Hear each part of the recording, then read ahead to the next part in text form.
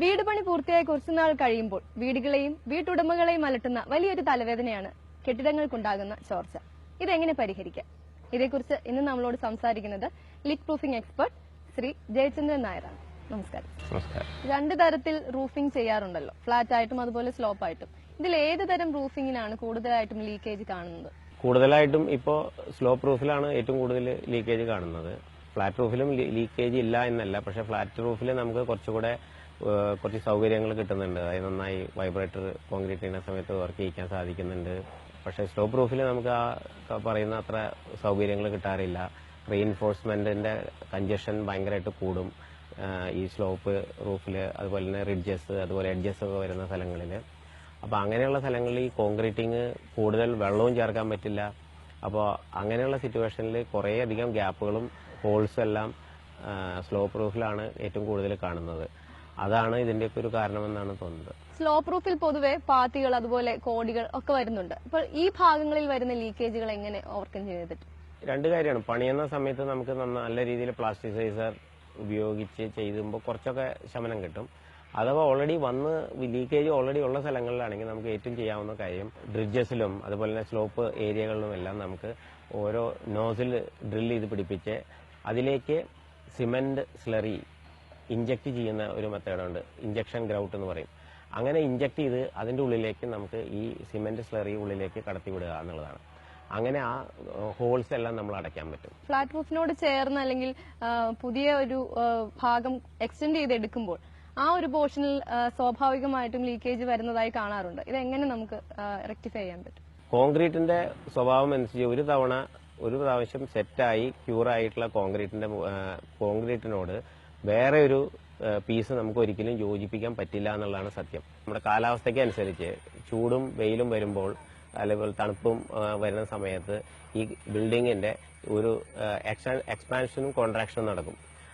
അപ്പോഴാണ് ഈ മുമ്പ് നമ്മൾ ഈ ചെയ്യാത്ത പ്രശ്നം, നമ്മളിങ്ങനെ ജോയിന്റ് ചെയ്യാതെ കോൺക്രീറ്റ് ചെയ്ത് വരുമ്പോൾ അത് പൊട്ടിപ്പോയിട്ടാണ് കൂടുതൽ ഈ ലീക്കേജ് വരുന്നത്. ഈ ഒരു വർക്ക് ചെയ്യാൻ പോവുകയാണെങ്കിൽ നമ്മൾ അതിന് വേണ്ടിയിട്ടുള്ള കുറെ മുൻകരുതലൊക്കെ എടുക്കണം. കോൺക്രീറ്റിംഗ് ചെയ്യുന്ന സമയത്ത് അത് ഓവർലാപ്പിംഗ് കോൺക്രീറ്റ് ആണ് ചെയ്യുന്നതെന്നുണ്ടെങ്കിൽ അവിടെയും ഒരു ചെറിയ ജോയിന്റ് ഇട്ട്, നമുക്കറിയാം അവിടെ എന്തായാലും ഒരു ജോയിന്റ് ഉണ്ടാവും, ഒരിക്കലും ശരിയാവില്ല. അപ്പൊ ആ ജോയിന്റ് അവിടെ ഓൾറെഡി ഇട്ട് വേണം നമ്മൾ കാസ്റ്റ് ചെയ്യാൻ, ഓവർലാപ്പിംഗ് ജോയിന്റ് ആണെങ്കിൽ. പിന്നെയുള്ളത് ബട്ട് ജോയിന്റ് ആണ്. അപ്പൊ ബട്ട് ജോയിന്റ് എന്ന് പറഞ്ഞു കഴിഞ്ഞാൽ അതേ ലെവലിൽ കാസ്റ്റ് ചെയ്യുന്നതാണ്. അങ്ങനെ വരുമ്പോഴും അവിടെയും ഒരു നല്ല ഒരു ജോയിന്റ് നമ്മൾ ഇട്ടിട്ട് വേണം ഇത് കാസ്റ്റ് ചെയ്യാൻ. ഈ കാസ്റ്റിംഗ് കഴിഞ്ഞ് പ്ലാസ്റ്ററിംഗ് എല്ലാം കഴിഞ്ഞതിന് ശേഷം നമുക്ക് ഇതിനെ നല്ല രീതിയിൽ സീൽ ചെയ്യാൻ സാധിക്കും. ചെറിയ തരത്തിലുള്ള ഒരു ക്രാക്ക് ഒക്കെ ആണെങ്കിൽ മറ്റൊരാളെ ആശ്രയിക്കാതെ സ്വന്തമായിട്ട് തന്നെ നമുക്കത് റെക്ടിഫൈ ചെയ്യാൻ സാധിക്കും. തീർച്ചയായും.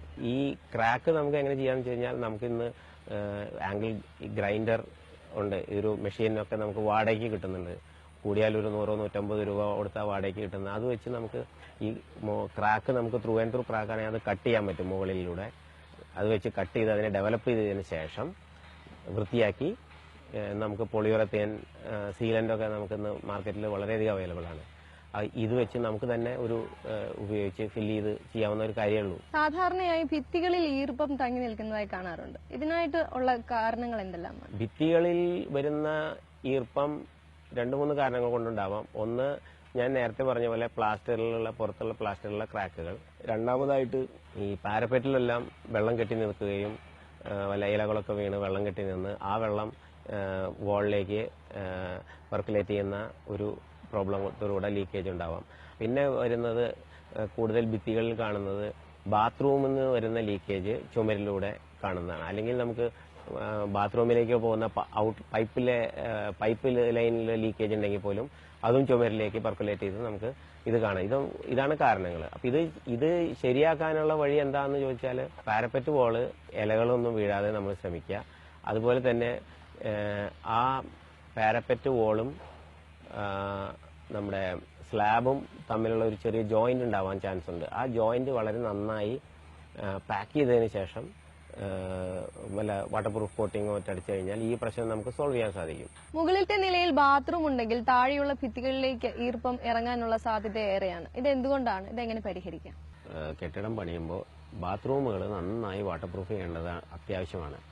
അത് ഏറ്റവും കൂടുതൽ വരുന്നത് നമുക്ക് ബാത്റൂമിന്റെ പൈപ്പിന്റെ പൈപ്പ് വരുന്ന ഔട്ട്ലെറ്റുകളുടെ ഭാഗത്തുനിന്നും, അതുപോലെ തന്നെ ഈ ഷൂ ജോയിന്റ്സ് എന്ന് പറയുന്ന കോൺക്രീറ്റും ഭിത്തിയും കൂടി വരുന്ന ആ ജോയിന്റ്, ആ ഭാഗങ്ങളിലൂടെയാണ് ഏറ്റവും കൂടുതൽ പ്രശ്നങ്ങൾ വരുന്നത്. അത് വളരെ നന്നായി പാക്ക് ചെയ്തിട്ട് വേണം ഇത് വാട്ടർ പ്രൂഫ് ചെയ്തിട്ട് വേണം ടൈൽസൊക്കെ ഒട്ടിക്കാൻ.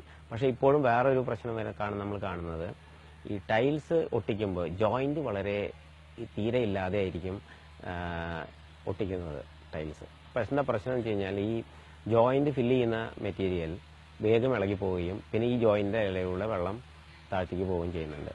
അപ്പോൾ എപ്പോഴും ഈ കാര്യങ്ങൾ ചെയ്യുന്നതിന് മുമ്പ് ടൈൽസ് ഒട്ടിക്കുമ്പോഴെല്ലാം ഒരു 3 mm അല്ലെങ്കിൽ 4 mm ഗ്യാപ്പ് ഇട്ട് അത് എന്നിട്ട് ജോയിന്റ് ഫില്ല് ചെയ്ത് കഴിഞ്ഞാൽ മാത്രം നമുക്ക് കുറേയധികം ഈ വക ലീക്കേജുകളൊക്കെ നമുക്ക് ഒഴിവാക്കാൻ സാധിക്കും. ഇപ്പോൾ പരസ്യങ്ങളിലും മറ്റും പലതരം ഉൽപ്പന്നങ്ങൾ കാണാറുണ്ട്, അത് ലീക്ക് പ്രൂഫിന് സഹായകമാണെന്ന് പറഞ്ഞു. ഇത് എത്രത്തോളം അഭികാമ്യമാണ് ഇങ്ങനെയുള്ള ലീക്കിനെ ഒഴിവാക്കാൻ? സാധാരണ ഈ പരസ്യം കണ്ട് ലീക്ക് പ്രൂഫിംഗ് ചെയ്യുക എന്ന് പറഞ്ഞു കഴിഞ്ഞാൽ അതൊരു ശരിയായ പ്രവണതയായിട്ട് എനിക്ക് തോന്നുന്നില്ല. കാരണം ഒരു ടെക്നീഷ്യന്റെ ഹെൽപ്പ് വളരെ അത്യാവശ്യമുള്ള ഒരു സബ്ജക്റ്റാണിത്.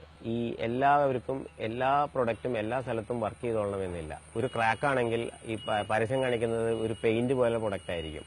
പക്ഷെ ഒരു ക്രാക്കിൽ നിന്നാണ് ലീക്കേജ് വരുന്നതെന്നുണ്ടെങ്കിൽ നമുക്ക് ആ ക്രാക്ക് ഫില്ല് ചെയ്താൽ പോരെ, ഈ എല്ലാവിടെയും പോയി പെയിന്റ് അടിക്കേണ്ട ആവശ്യമുണ്ടോ? അപ്പൊ അതെല്ലാം നോക്കി മനസ്സിലാക്കണമെങ്കിൽ ഒരു നല്ലൊരു വാട്ടർ പ്രൂഫിംഗ് കൺസൾട്ടന്റിന്റെ അല്ലെങ്കിൽ ഒരു നല്ലൊരു ടെക്നീഷ്യന്റെ സഹായം ഉണ്ടെങ്കിൽ വളരെയധികം ഈ പ്രശ്നങ്ങളൊക്കെ നമുക്ക് സോൾവ് ചെയ്യാം. മാർക്കറ്റിൽ കാണുന്ന പ്രൊഡക്റ്റുകളെല്ലാം മോശമാണെന്നല്ല പറയുന്നത്, പക്ഷെ ഓരോ പ്രൊഡക്റ്റിനും ഓരോ ക്യാരക്ടറിസ്റ്റിക്സ് ആണ്. അത് ഇന്ന സ്ഥലത്താണ് അത് വർക്ക് ചെയ്യുക, ഇന്ന സ്ഥലത്താണ് വർക്ക് ചെയ്യാതിരിക്കുക എന്നുള്ളതൊക്കെ ഉണ്ട്. അപ്പോൾ അത് ശരിയായ രീതിയിൽ സെലക്ട് ചെയ്യാൻ എന്നുള്ളത് വലിയ ഒരു കാര്യമാണ്. വിവിധ രീതികൾ ഇപ്പോൾ ലീക്ക് പ്രൂഫിനായിട്ടുണ്ടെന്ന് പറഞ്ഞല്ലോ. ഏതെല്ലാം മാർഗങ്ങളാണ് ഇപ്പോൾ ഉള്ളത്? എന്തെല്ലാം ഉൽപ്പന്നങ്ങളാണ് അതിനായിട്ട്? ലീക്ക് പ്രൂഫിംഗ് ഇപ്പോൾ ഓൾറെഡി എക്സിസ്റ്റിംഗ് ലീക്ക് പ്രൂഫിങ്ങിനെ നമുക്ക് ഒന്ന് ചെയ്യണമെങ്കിൽ 4 പ്രോപ്പർ കൺസെപ്റ്റ് എന്ന് പറയും.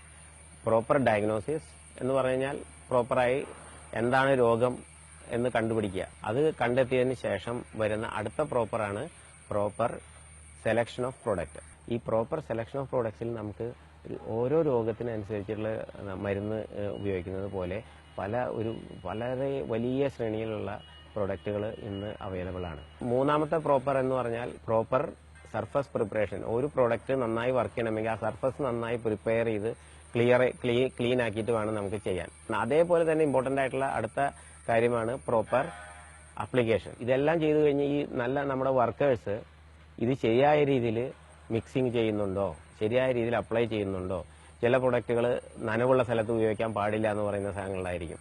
അപ്പൊ അങ്ങനെയുള്ള സ്ഥലങ്ങൾ നനവില്ല എന്നൊക്കെ ഉറപ്പുവരുത്തേണ്ടത് ഈ ജോലി ചെയ്യുന്ന വർക്കേഴ്സിന്റെ കടമയാണ്. ചെറിയ വീടെന്നോ വലിയ വീടെന്നോ വ്യത്യാസമില്ലാതെ എല്ലാവരും തന്നെ ഫേസ് ചെയ്യുന്ന വലിയൊരു പ്രശ്നമാണ് ചോർച്ച. അപ്പോൾ ഇതേക്കുറിച്ച് ഞങ്ങൾക്ക് പറഞ്ഞു തരികയും ഇതിനുള്ള പരിഹാര മാർഗങ്ങൾ നിർദ്ദേശിക്കുകയും ചെയ്തതിന് വളരെയധികം നന്ദി. Thank you.